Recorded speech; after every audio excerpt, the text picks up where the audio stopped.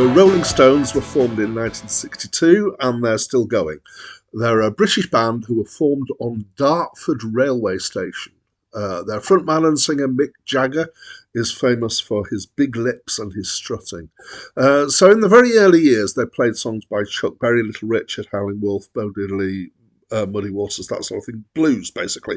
And these days that doesn't sound particularly remarkable, but at the time it was, because Chicago blues was not well known in Britain.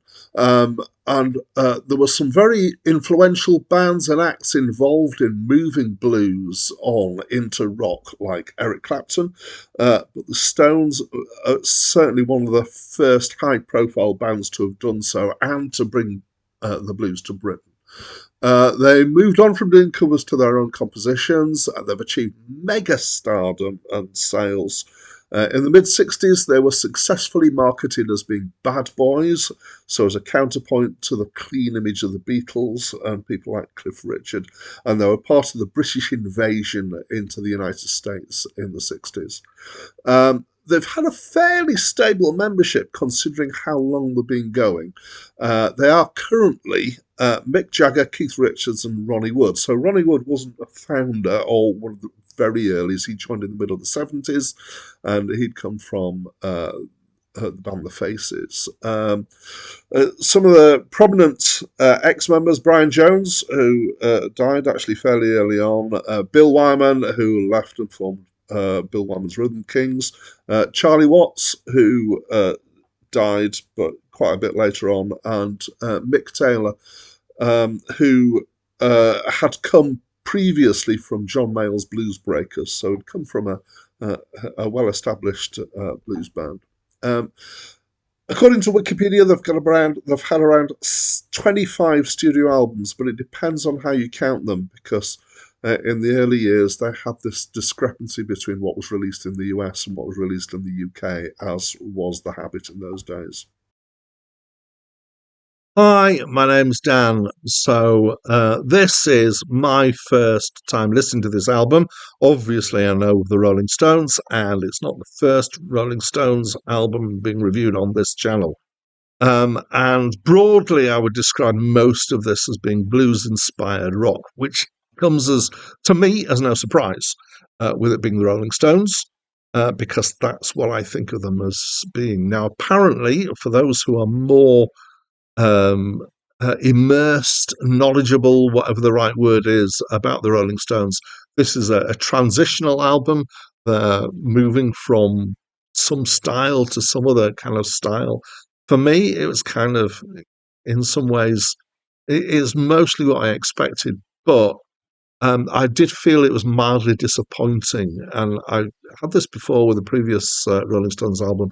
It's not as gutsy as I think of them as being. That isn't to say that there isn't some gutsiness here, but it is not kind of as full on as I feel some of the Rolling Stones stuff is. I have to say, mostly I know them through the singles. So this album's got all original tracks apart from one which is Ain't Too Proud to Beg, which was a hit for the Temptations. It's only rock and roll, but I like it, which is the only song on the album that I knew, which is a strong song, I would say, actually. It's quite memorable. It's one of those kind of songs celebrating rock and roll, and there's been a whole gamut of these.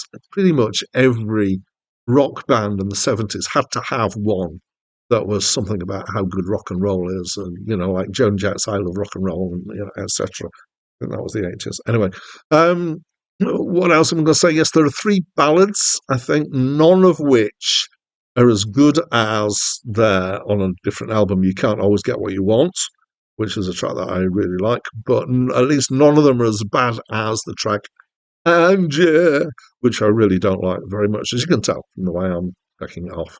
Luxury is a bit of an unusual track. It's kind of their take on reggae. I felt uncomfortable in that because they're singing it with an accent, trying to put on a kind of Jamaican style-y kind of accent thing. But it felt a bit like cultural appropriation. Now, at the time, it probably wasn't thought of as that, or that wasn't an objection that people would put. But it may be that other people will find this uncomfortable in the way that I did. Out of the other tracks, Dance Little Sister is one of the best tracks in my mind. There's one called Short and Curlies, which is slightly surprising in its theme and its language. Um, Although we are now in the 70s rather than the 60s, so maybe this was more acceptable. And the last track on the album, Fingerprint File, is unusual for the Rolling Stones in that it's a funk rock track. So at least one critic in the stuff that I read up about this said that he thought it didn't belong on this album. I felt that I liked it. It was probably the track that I liked the most, and so I'm not going to complain at it being there. I think my general liking for funk came through there. So it's all right. It's a bit of a mixed bag. There's some good tracks. There's some less good tracks. I guess that's true of almost all albums. Um, and so I wasn't, totally put off. I didn't hate it. I just wasn't completely engaged and loving it. So kind of a mixed response from me. So, as always, I'd like to invite you to tell me what you think of this album. So please do hit me up with a comment. And that's it from me for now.